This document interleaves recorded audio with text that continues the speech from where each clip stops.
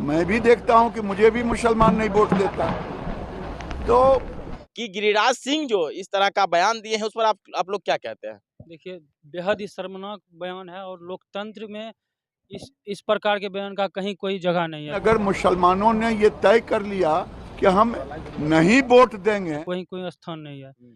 विधायक और सांसद को जनता चुनती है और जब वो जीत जाते हैं, चाहे वो किसी जाति धर्म का हो, अगर उन्हें वोट दिया हो या नहीं दिया हो, किसी क्षेत्र का हो, उनका सांसद विधायक वही जनप्रतिनिधि कहलाते हैं जो जीत कर जाते हैं।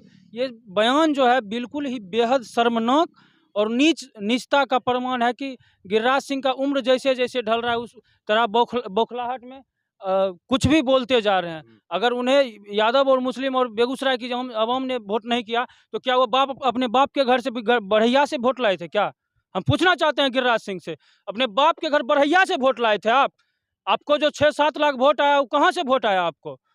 इसी बेगूसराय की आम आवाम ने आपको चुना है। आपका जो हार का जो ये कहीं न कहीं उनके जीत में भी ये हार है।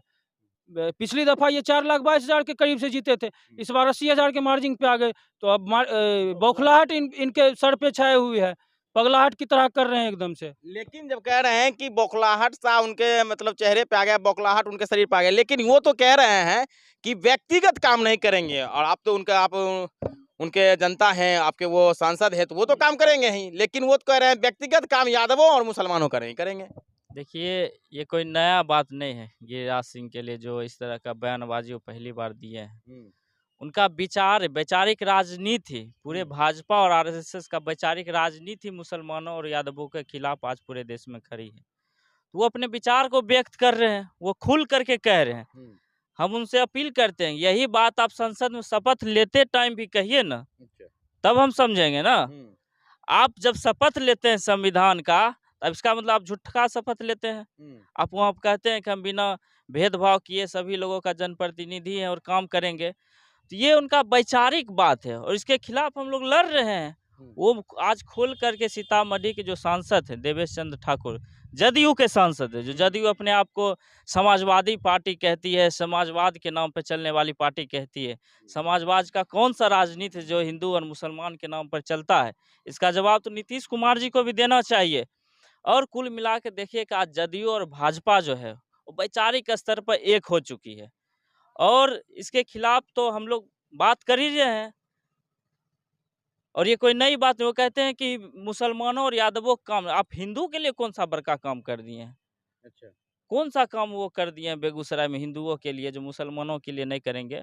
यादव और मुसलमान इतना कमजोर नहीं हुए जो अपने काम को लेकर के सांसद के पास जाएंगे। उनके पास बहुत लोग हैं काम कराने के लिए।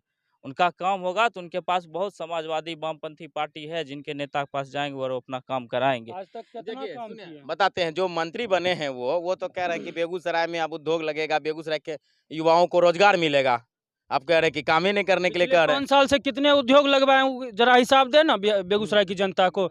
और एक बात और याद रख लीजिए गिरिराज बाबू, आपने जो मैनिफेस्टो जारी किया था चुनाव के वक्त, उसके बारे में आप सोचिए, उस पर काम कब होगा?